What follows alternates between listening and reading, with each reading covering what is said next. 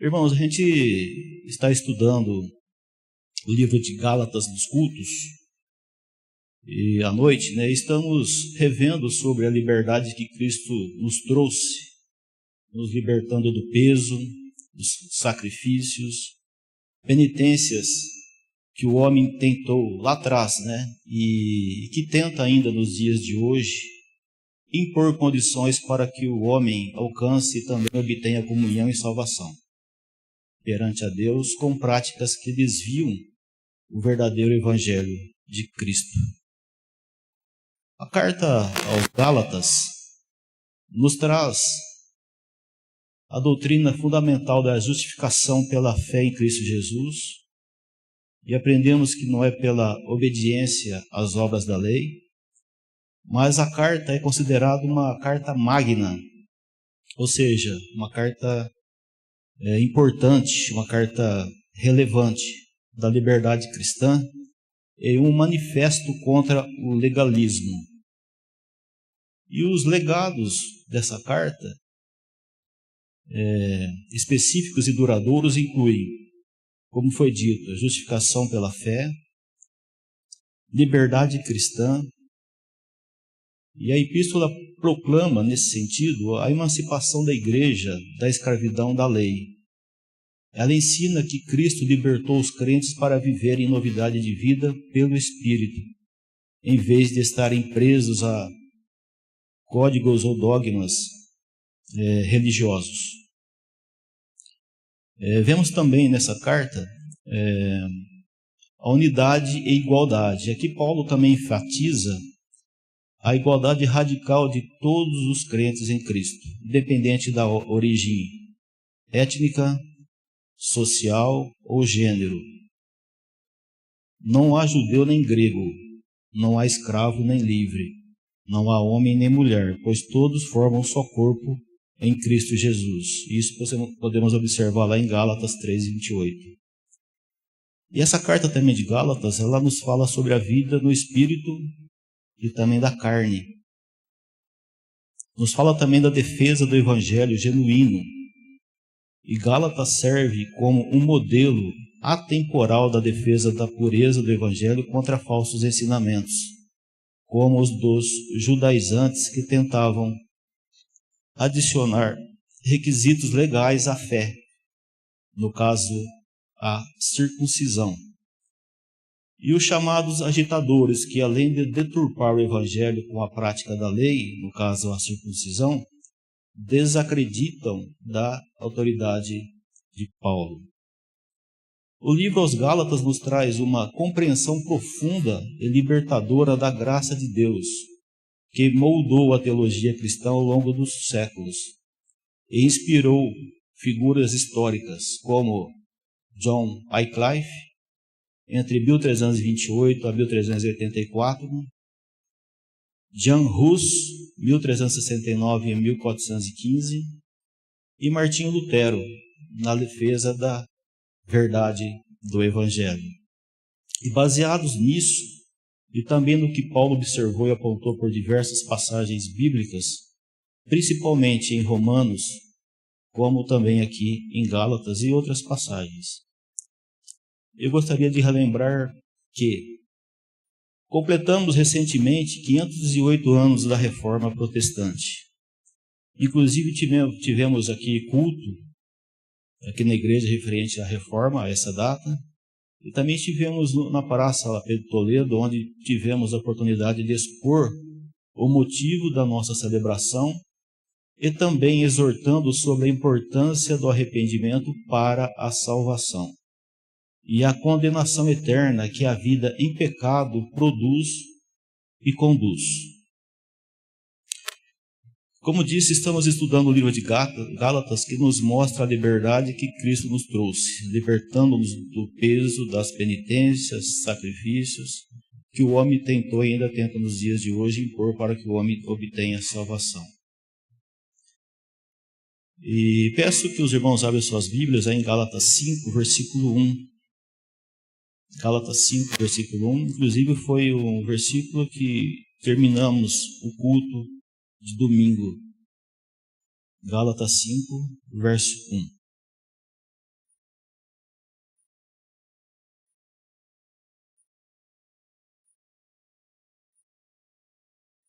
Diz assim a palavra do Senhor: para a liberdade foi que Cristo nos libertou. Permanecei, pois, firmes, e não vos submetais de novo a jugo de escravidão. Ou seja, Cristo nos libertou para sermos livres, e livres em Cristo. Não livres em mim mesmo, livres em Cristo e para Cristo. E o outro ponto assertivo sobre essa afirmação, lá em João 8,36. João 8,36. Que nos diz o seguinte: se, pois, o Filho vos libertar, verdadeiramente sereis livres. Nesse sentido, irmãos, nós sabemos que em 1517 houve o ápice dos desvios teológicos, né? E foi justamente aqui, né, que o monge inglês Martim Lutero levantou as suas 95 teses que apontavam os desvios de conduta em relação à palavra de Deus. Mas essas condutas tiveram seu início há muito tempo atrás e foram um acumulado de heresias, e gostaria hoje de lembrar o contexto delas. Como vemos aqui, estamos vendo aqui em Gálatas, Paulo já passou por elas, né?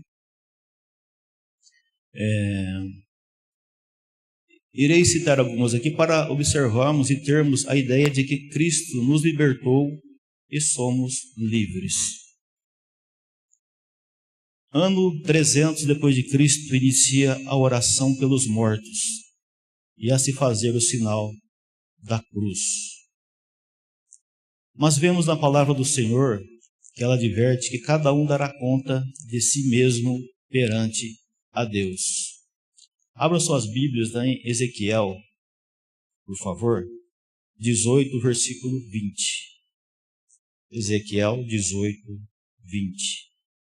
Que vai refutar essa ideia. Ezequiel 18, 20. Nos diz a seguinte a palavra do Senhor: a alma que pecar, essa morrerá. O filho não levará a iniquidade do pai, nem o pai a iniquidade do filho. A injustiça do justo ficará sobre ele, e a perversidade do perverso cairá sobre este. E além disso, a palavra nos ensina ainda que há uma grande separação da vida eterna com Deus e do inferno, né, longe de Deus. Vamos rever esse assunto lá em Lucas 16. Por favor, abra suas Bíblias em Lucas 16, 19 a 31. Bem conhecido. Rico e Lázaro.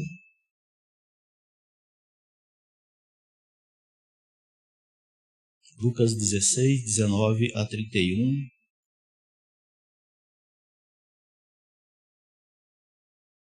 Nos diz o seguinte: ora, havia certo homem rico que se vestia de púrpura e de linho, finíssimo, e que todos os dias se regalava esplendidamente. Havia também certo mendigo chamado Lázaro, coberto de chagas, que jazia à porta daquele, e desejava alimentar-se das migalhas que caíam na mesa do rico. E até os cães vinham lamber-lhes as úlceras. Aconteceu morrer o mendigo e ser levado pelos anjos para o seio de Abraão. Morreu também o rico e foi sepultado. No inferno, estando em tormentos, levantou os olhos e viu ao longe a Abraão e Lázaro no seu seio. Então, clamando, disse: Pai Abraão, tem misericórdia de mim, e manda Lázaro que molhe em água a ponta do dedo e me refresque a língua, porque estou atormentado nessa chama. Disse, porém, Abraão: Filho, lembra-te que recebeste os teus bens em tua vida, e Lázaro igualmente os males. Agora, porém, aqui ele está consolado, tu em tormentos. E, além de tudo, está posto um grande abismo entre nós e vós, de sorte que os que querem passar daqui para vós outros não podem, nem os de lá passar para nós. Então replicou: Pai, eu te imploro que o mandes à minha casa paterna, porque tenho 5 irmãos, para que lhe des testemunho, a fim de não virem também para esse lugar de tormento. Respondeu Abraão: Eles têm Moisés e os profetas, ouçam-nos. Mas ele insistiu: Não, pai Abraão, se alguém dentre os mortos for ter com eles, arrepender-se-ão. Abraão, porém, lhes respondeu: Se não ouvem a Moisés e aos profetas, tampouco se deixarão persuadir, ainda que ressuscite alguém dentre os mortos. E o que nós vemos nas Escrituras, e o que há de vir sobre todos, na segunda vinda de Jesus, é o julgamento, como podemos ver lá em Hebreus 9, 27. Hebreus 9, 27. Por favor, abra suas Bíblias em Hebreus 9, 27, para que possamos acompanhar.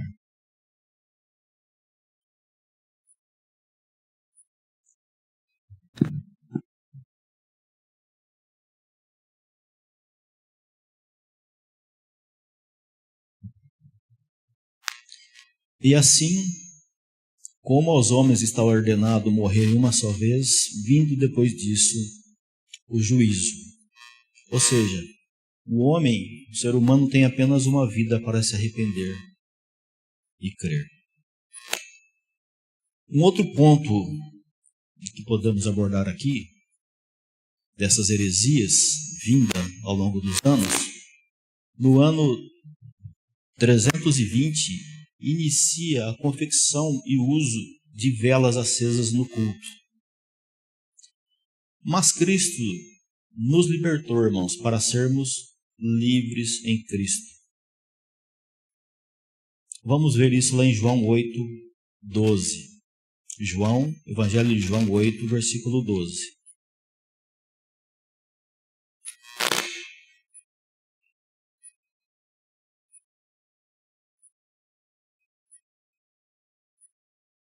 João 8, versículo 12.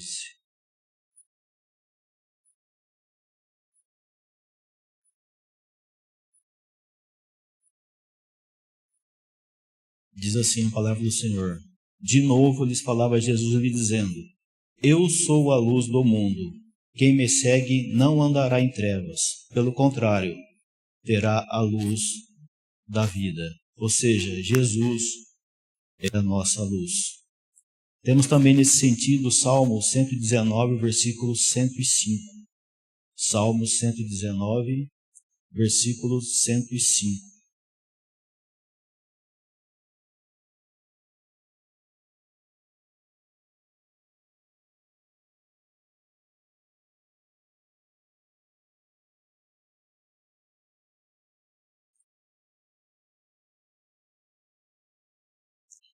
Diz assim a palavra do Senhor: Lâmpada para os meus pés é a tua palavra, e luz para os meus caminhos. E a palavra nos indica ainda para andarmos na luz. 1 João 1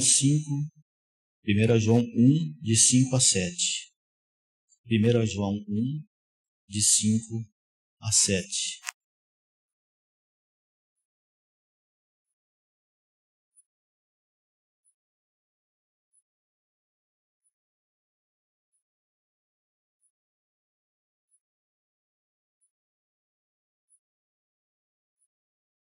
Diz assim a palavra do Senhor: Ora, a mensagem que da parte dele temos ouvido e vos anunciamos é esta, que Deus é luz, e não há nele treva nenhuma. Se dissermos que mantemos comunhão com ele e andamos nas trevas, mentimos e não praticamos a verdade. Se, porém, andarmos na luz, como ele está na luz, mantemos comunhão uns com os outros, e o sangue de Jesus, seu Filho, nos purifica de todo o pecado. Ora, tudo isso, irmãos, porque somos a luz enquanto estivermos aqui. Um outro texto, Mateus 5, 14 a 16. Mateus 5, 14 a 16.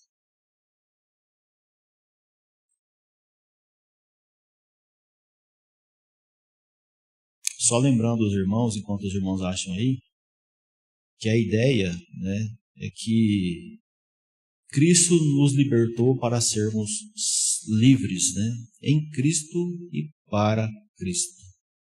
Mateus 5, 14 a 16 nos diz o seguinte: Vós sois a luz do mundo. Não se pode esconder a cidade edificada sobre um monte, nem se acende uma candeia para colocá-la debaixo do alqueire, mas no velador, e alumia a todos os que se encontram na casa. Assim brilhe também a vossa luz diante dos homens, para que se vejam as vossas boas obras e glorifiquem a vosso Pai que estás nos céus. Ou seja, somos a luz enquanto estivermos aqui. Uma outra heresia que veio com os anos, no ano 375 depois de Cristo, inicia-se a veneração dos anjos, santos mortos e confecção de uso das imagens. E contra a veneração de anjos, a Bíblia proíbe especificamente a adoração de anjos, estabelecendo que eles são servos de Deus e co-servos da humanidade, não divindades. Apocalipse 19, 20, por favor, irmãos. Apocalipse 19, 20.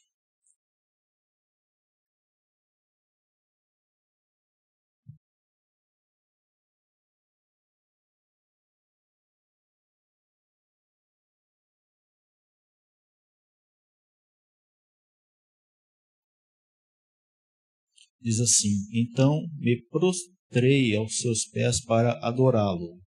Mas ele me disse: Vê, não faças isso. Sou conservo teu e dos teus irmãos. Quem tem o testemunho de Jesus adora a Deus. Esse mesmo episódio aqui se repete em Apocalipse 22, 9. Só para a ciência dos irmãos. Um outro texto sobre esse assunto, veneração dos santos mortos, Colossenses 2,18. Colossenses 2.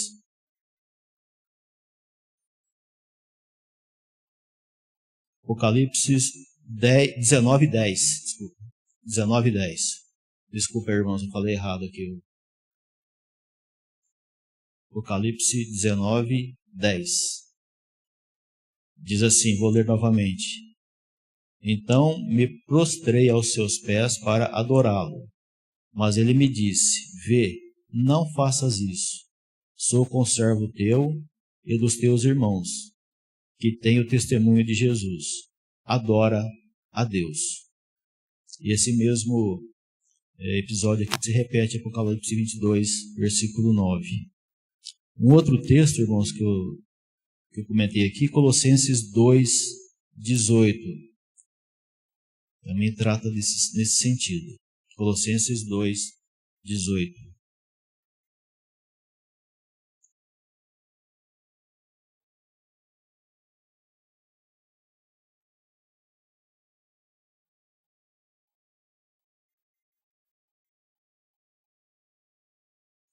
Diz assim: Ninguém vos domine a seu bel prazer com pretextos de humildade e culto dos anjos, envolvendo-se em coisas que não viu, vaidosamente inchado pelo seu entendimento carnal.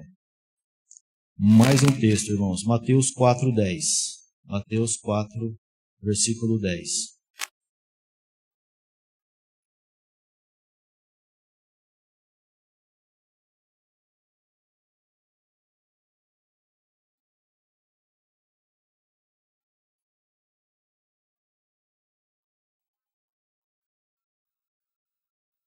Diz assim: Então Jesus lhe disse: Vai-te, Satanás, porque está escrito: Ao Senhor teu Deus adorarás, e somente a Ele servirás, ou, em outra versão, darás culto.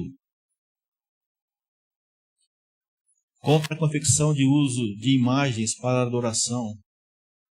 Os mandamentos de Deus no Antigo Testamento são claros sobre a proibição de criar imagens com o propósito de adoração ou veneração. Vamos ver mais alguns textos. Êxodo 20, versículo 4 e 5.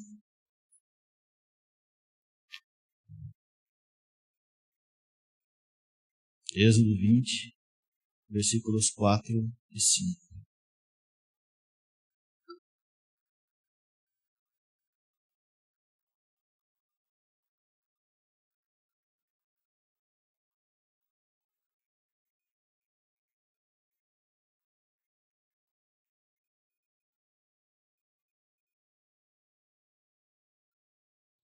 Não farás para ti imagem de escultura, nem alguma semelhança do que há em cima nos céus, nem embaixo na terra, nem nas águas debaixo da terra.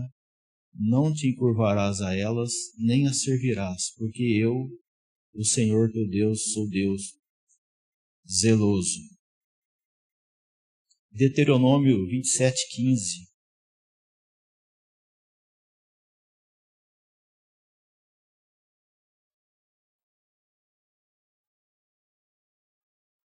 Deuteronômio 27, 15.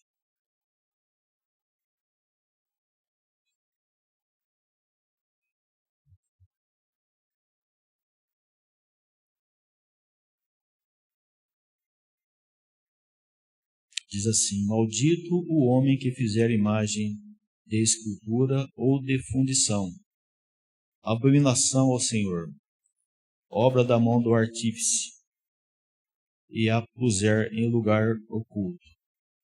E todo o povo responderá: Amém. Outro texto, irmãos, Salmo 115, versos de 4 a 8. Esse eu resumi aqui. Eu vou ler para os irmãos. No Salmo 115, de 4 a 8, ele descreve a inutilidade dos ídolos feitos por mãos humanas, que não pode falar, não pode ver, não pode ouvir, e conclui que aqueles que os fazem e neles confiam se tornarão semelhantes a eles. O outro texto, Isaías 42, 8. Isaías 42, 8.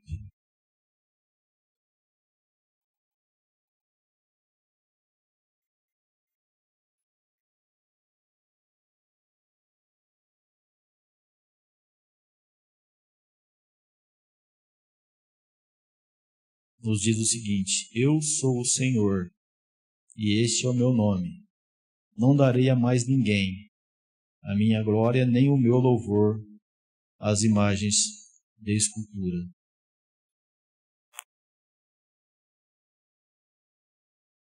Irmãos, tendo em mente aquilo que eu disse lá atrás, de que Cristo nos libertou para sermos livres em Cristo e por Cristo.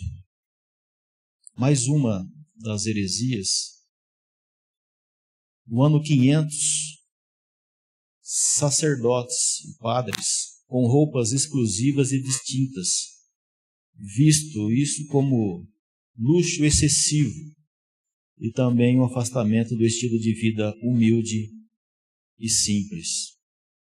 E só para a gente lembrar, que a gente estudou ano passado, como viviam os novos convertidos lá em Atos 2:42, que eles estavam sempre juntos, em oração, em comunhão, no partir do pão, na doutrina dos apóstolos. E no versículo 44, ele diz que todos os que creram estavam juntos e tinham tudo em comum. Lembrando mais uma vez que Cristo nos libertou para sermos livres em Cristo e por Cristo e para Cristo. Mais uma heresia.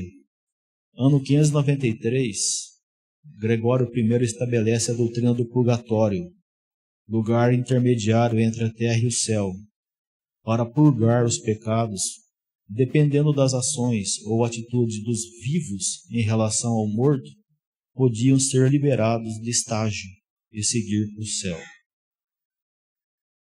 Mais uma vez lembrando que Cristo nos libertou para sermos livres em Cristo e para Cristo. O ano 600, o mesmo Gregório I instituiu o latim nas orações e missas. E com isso criou-se barreiras linguísticas entre o clero como a forma de monopólio e poder. E com isso a alienação, ou seja, o não entendimento do povo comum e simples do que era ministrado. Cristo nos libertou para sermos livres em Cristo e para Cristo. No ano 600 depois de Cristo, iniciou-se orações para Maria como medianeira entre Deus e os homens. Mais uma vez, Cristo nos libertou para sermos livres em Cristo e para Cristo. 1 Timóteo 2,5 nos diz sobre esse assunto: porquanto há um só Deus e um só mediador entre Deus e os homens, Cristo Jesus, homem. Um outro texto que refuta essa ideia, João 14,6, bem conhecido nosso aqui. Respondeu-lhe Jesus: eu sou o caminho, a verdade e a vida. Ninguém vem ao Pai senão por mim. E mais um texto, gostaria que os irmãos abrissem lá nesse, é um pouquinho mais extenso, é um pouquinho mais abrangente, lá em Romanos 8, 33 a 39, porque ele nos mostra que ele intercede também, que ninguém tem o poder de nos separar do seu amor. Romanos 8, de 33 a 39.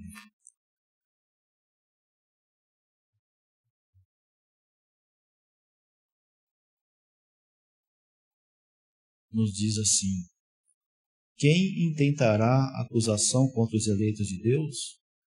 É Deus quem os justifica. Quem os condenará? É Cristo quem morreu, ou antes, quem ressuscitou, o qual está à direita de Deus e também intercede por nós. Quem nos separará do amor de Cristo? Será tribulação, angústia, perseguição, fome, nudez, perigo, espada? Como está escrito: por amor de ti somos entregues à morte todo dia.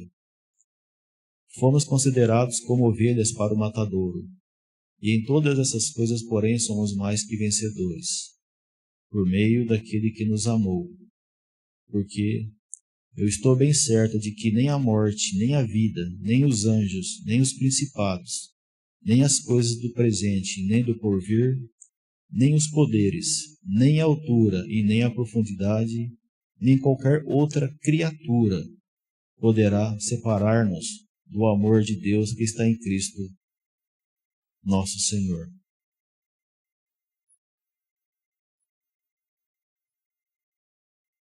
Cristo nos libertou para sermos livres em Cristo e para Cristo. Uma outra heresia. Ano 607, instaura-se o papado romano, sendo o bispo de Roma, Bonifácio III, o chefe de todas as igrejas. E com isso eles tinham o poder de centralizar os abusos e poderes e riquezas e misturas entre religião e política governamental. Mais uma vez, Cristo nos libertou para sermos livres em Cristo e para Cristo. Não livres em mim, mas em Cristo, para Cristo. Ano 787, formaliza e torna legítimo o culto, veneração à cruz, culto às imagens e relíquias autorizadas pelo papado. Mais uma vez, Cristo nos libertou para sermos livres em Cristo e para Cristo. Ano 850, onde a água e o sal misturados vira água benta, que, abençoado pelo sacerdote, abençoaria também os locais onde fora aspergidos. Cristo nos libertou para sermos livres em Cristo e para Cristo. Ano 995, Papa João XV instaura a canonização dos santos e, em consequência, esses poderiam mediar também os homens a Deus. A santidade é um estado que todos os crentes buscam viver e não um título póstumo concedido por uma autoridade eclesiástica, muito menos têm autoridade para interceder, pois todos pecaram e não há um justo sequer. Cristo nos libertou para sermos livres em Cristo e para Cristo. Ano 1079, Gregório XVIII institui o celibato sacerdotal, ou seja, padres proibidos de se casar. Além de não haver base bíblica para sustentar, pelo contrário, Jesus curou a sogra de Pedro. E também temos as recomendações para bispos e presbíteros serem maridos de uma só esposa. Além de tudo, o que se faz forçado geralmente dá errado, né? Até porque o homem se completa na mulher e vice-versa. Ou seja, a mulher atrai o homem mesmo. E a mulher também, vice-versa, atrai o homem mesmo. Ou seja, lutar contra isso é lutar contra a criação, contra o projeto de Deus. Mais uma vez, Cristo nos libertou para sermos livres em Cristo e para Cristo. Ano 1090, instituído por Pedro, o eremita, inventou o terço para os cruzados, para os que não sabiam ler, em substituição aos salmos, e depois acabou sendo o precursor do rosário, com o Pai Nosso e a Ave Maria. Cristo nos libertou para sermos livres em Cristo e para Cristo. Ano 1184, pelo Concílio de Verona, foi constituído a Inquisição, que era visitação em dioceses para identificar hereges e levar a tribunais, tendo início da cooperação entre Igreja e Estado contra repreensão e heresias contra a Igreja. Cristo nos libertou para sermos livres em Cristo e para Cristo. Ano 1215, instituída pelo Papa a transubstanciação na Eucaristia, onde a hóstia se transformava em carne, corpo real de Cristo. Mais uma vez, Cristo nos libertou para sermos livres em Cristo e para Cristo. E no mesmo ano, 1215, foi instituída a confissão auricular ao sacerdote, que tinha o poder de perdoar pecados após disciplinas com quantidades de orações. Lá em 1 João 1,9, 1 João 1,9, por favor, irmãos. Nos diz o seguinte: se confessarmos nossos pecados, Ele é fiel e justo para nos perdoar os pecados e nos purificar de toda a injustiça. Quem perdoa é Deus, pelo sangue de Cristo. Cristo nos libertou para sermos livres em Cristo e para Cristo. Ano 1229, proibição da Bíblia aos leigos pelo Concílio de Valência. A Bíblia era somente para o alto clero, sacerdotes e cardeais. E isso com a intenção de combater heresias. Naquela época a igreja enfrentava movimentos heréticos, como os do cátaros e valdenses, que utilizavam traduções vernáculas, frequentemente com erros de tradução ou interpretações próprias, para disseminar doutrinas contrárias aos ensinamentos oficiais da igreja. A igreja temia a corrupção dos fiéis por meio dessas interpretações não supervisionadas por eles. Cristo nos libertou para sermos livres em Cristo e para Cristo. Ano 1251, criado o escapulho, um tipo de proteção. Virgem Maria aparece a São Simão Stock, então prior geral da ordem carmelita. Durante a aparição, ela entregou-lhe um escapulário de lã marrom e fez a promessa: aquele que morrer revestido desse hábito não padecerá o fogo eterno. Será um sinal de salvação, defesa nos perigos, aliança de paz e proteção especial. Misericórdia, né, irmão? Cristo nos libertou para sermos livres em Cristo e para Cristo. Ano 1414, proíbe-se o uso de vinho ao povo comum na ceia. E os motivos eram para evitar derramamentos. Havia preocupação prática de derramar acidentalmente o precioso sangue de Cristo. Se o cálice fosse compartilhado por muitas pessoas, o que seria considerado uma grande irreverência, quando isso era derrubado. Outro ponto também era questões de higiene. Evitar a partilha do mesmo cálice por todos os fiéis também tinham razões sanitárias para prevenir a propagação de doenças. O outro ponto também era refutar heresias. A principal razão teológica era combater as ideias do reformador Jean Hus e seus seguidores, que defendiam a comunhão sobre as duas espécies, o pão e o vinho, para todos os cristãos, incluindo os leigos. E o concílio reafirmou a doutrina da concomitância, que sustenta que Cristo inteiro, corpo e sangue, alma e divindade, está presente em cada uma das espécies, ou apenas no pão, ou apenas no vinho, tornando desnecessário que os leigos recebessem o vinho. Cristo nos libertou para sermos livres em Cristo e para Cristo. Ano 1439, instituiu-se o purgatório como dogma. O purgatório tornou-se um dogma em 1439 no Concílio de Florença, principalmente como parte das negociações para a reunificação das igrejas católica e ortodoxa. A definição dogmática visava estabelecer uma doutrina comum entre a vida após a morte, que era um ponto de divergência teológica entre as duas tradições.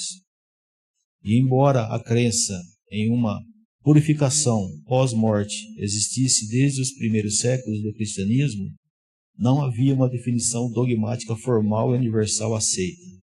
A Igreja Católica desenvolveu a doutrina do purgatório de forma mais explícita, enquanto a Igreja Ortodoxa tinha crenças diferentes sobre o estado intermediário das almas. Ela não aceitava muito bem o termo purgatório, mas aceitava as orações para os mortos. Em um lugar intermediário, mas não especificamente o purgatório. Ou seja, Cristo nos libertou para sermos livres em Cristo e para Cristo.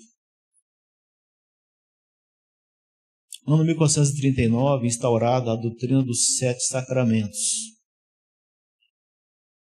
O Concílio da Florença formalizou a lista dos 7 sacramentos da Igreja Católica que já vinham sendo reconhecidos desde o século XII. Os sacramentos foram reconhecidos como o batismo, confirmação, o crisma, eucaristia, penitência ou reconciliação e confissão, unção dos enfermos, ordem sacerdotal e matrimônio. E esses eventos aqui eram necessários para a salvação e santificação. Já a nossa doutrina reformada aponta 2 sacramentos, o batismo e a ceia, né? Ambos instituídos por Cristo como sinais visíveis da graça visível de Deus para fortalecer a fé cristã.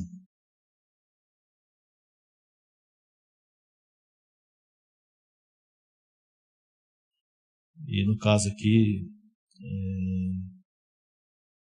a circuncisão substituída pelo batismo e a Páscoa pela Santa Ceia, um sinal visível, uma promessa da graça da aliança instituída por Cristo. Cristo nos libertou para sermos livres em Cristo e para Cristo.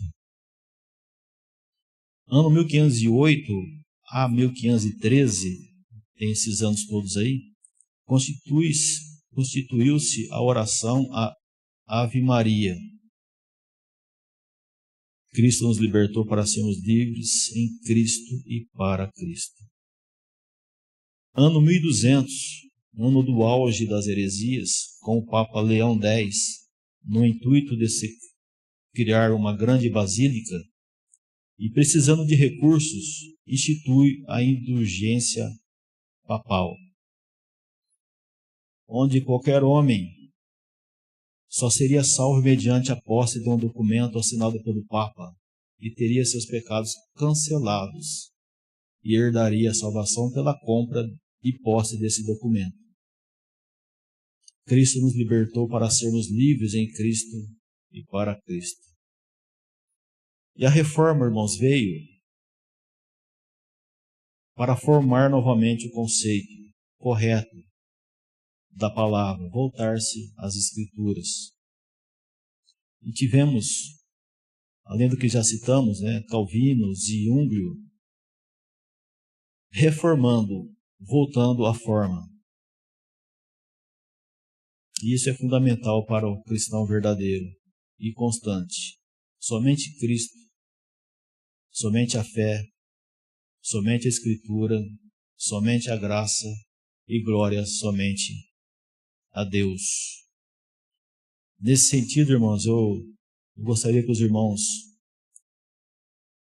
abrissem suas Bíblias em Romanos 3, 28, para que a gente possa pontuar as solas somente a fé. Romanos 3, 28 nos diz o seguinte: concluímos, pois, que o homem é justificado pela fé, independentemente das obras da lei. Somente a fé. Efésios 2, 8 e 9. Efésios 2, versículos 8 e 9.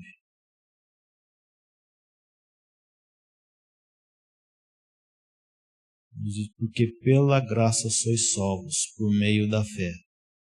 E ela não vem de vós, é um dom de Deus. Somente a fé. João 3,16. Deus amou o mundo de tal maneira que deu seu Filho unigênito para que todo aquele que nele crê não pereça, mas tenha a vida eterna. Somente a Escritura. Somente a Escritura. 2 Timóteo 3, 16 e 17.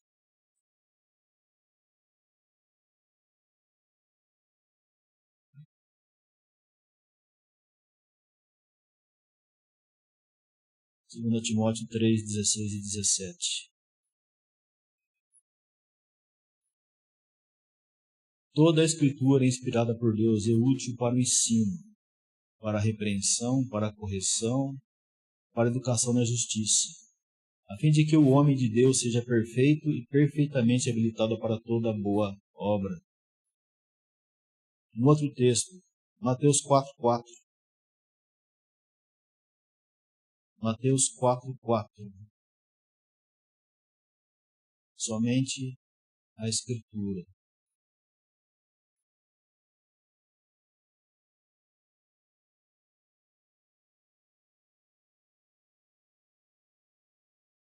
Não só de pão viverá o homem, mas sim de toda a palavra que sai da boca de Deus. Somente Cristo.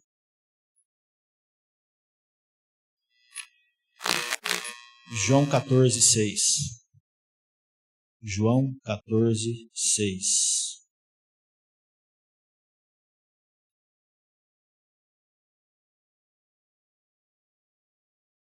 Disse Jesus: Eu sou o caminho, a verdade e a vida. Ninguém vem ao Pai senão por mim. Somente Cristo. 1 Timóteo 2,5. 1 Timóteo 2,5.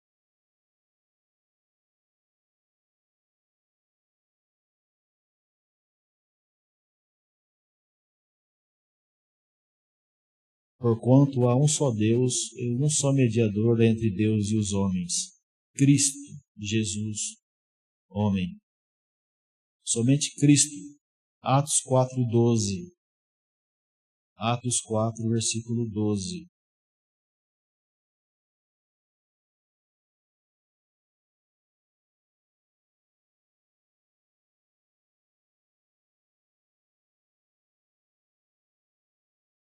Em nenhum outro há salvação, porque debaixo do céu nenhum outro nome há dado entre os homens pelo qual devamos ser salvos. Somente a graça, somente a graça de Deus. Efésios 2, 8 e 9. Efésios 2, 8 e 9.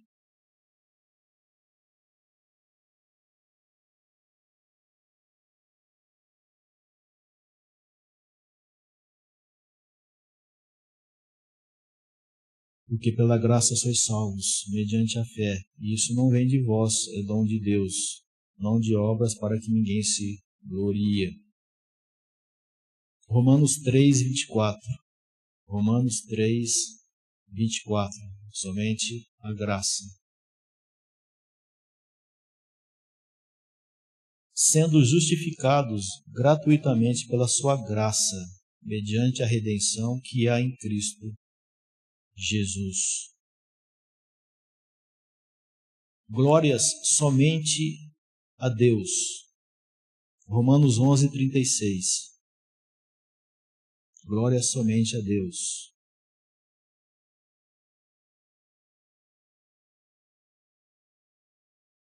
Me fez lembrar a música. Porque dele, e por meio dele, e para ele são todas as coisas. A ele, pois, a glória eternamente. Amém. Glória somente a Deus. 1 Coríntios 10, 31.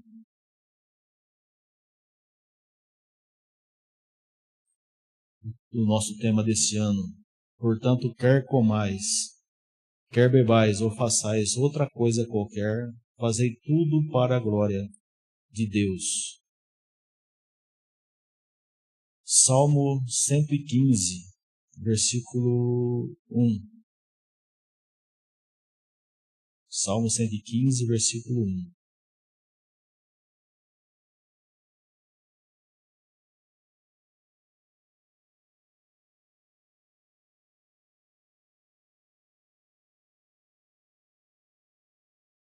Não a nós, Senhor, não a nós, mas a teu nome dá glória, por amor à tua benignidade e verdade.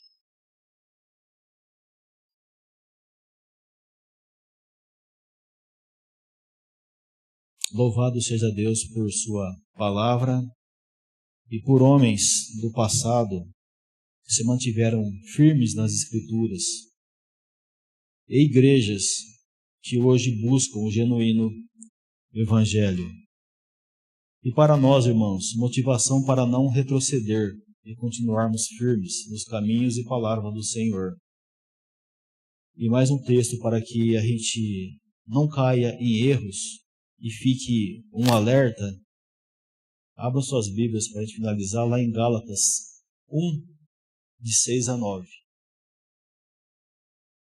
Gálatas 1, de 6 a 9.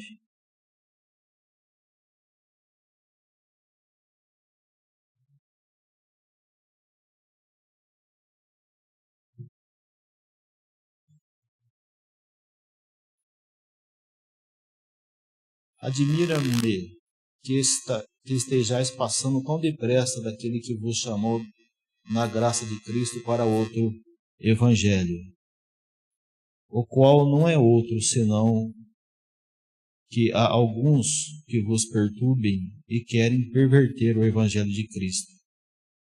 Mas, ainda que nós, ou mesmo um anjo vindo dos céus, vos pregue evangelho que vai além do que vos tenho pregado, seja anátema. Assim como já dissemos, e agora repito, se alguém vos prega evangelho que vá além daquele que recebestes, seja anátema. E que a proclamação do verdadeiro evangelho possa chegar a todos os seus. Lembrando que a salvação vem pelo ouvir e ouvir da palavra do Senhor. Estando sempre a atender a sua ordem de proclamar o evangelho, como consta lá em Pedro, 1 Pedro 2, 9 e 10, que diz: Vós, porém, sois raça eleita, sacerdócio real, nação santa, povo de propriedade exclusiva de Deus, a fim de proclamardes as virtudes daquele que vos chamou das trevas para sua maravilhosa luz. Que Deus nos mantenha. E Cristo nos libertou para sermos livres em Cristo e para Cristo. Não livres para mim, livres em Cristo e para Cristo. Para as boas obras em Cristo. Ou seja, irmãos,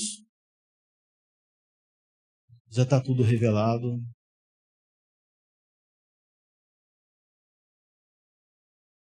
E somos calvinistas, cessacionistas, ou seja, acreditamos que a revelação cessou com os apóstolos. E louvado seja Deus por pertencer a uma igreja que prisma esse genuíno evangelho. E que Deus possa nos conduzir, nos manter, que possamos ser uma igreja, continuar sendo, apesar das limitações que temos, uma igreja que possa consultar a palavra de Deus e refutar aquilo que não for da vontade de Deus. Como estamos vendo lá em Gálatas, o apóstolo Paulo passou por tudo isso também, querendo impor um outro evangelho, incluindo, no caso, a circuncisão, sendo que Cristo aboliu para sermos livres em Cristo e para Cristo. Amém, irmãos? Alguma pergunta, alguma colocação? Se eu não souber responder, eu anoto, depois pergunto para o nosso pastor. Alguma colocação, alguma pergunta? Então, estarei encerrando essa reunião, lembrando que, de certa forma, colaborei com a saída do pastor lá para São Paulo, vi algumas fotos, que Deus possa abençoar. E é o ponto de orgulho de todo pai, ver os filhos galgando degraus, assumindo compromissos, e buscando aquilo que Deus requer, Sendo mulher, mulher, sendo homem, homem, aquele que cuida do lar, e a mulher aquela que o acompanha e que anda ao lado,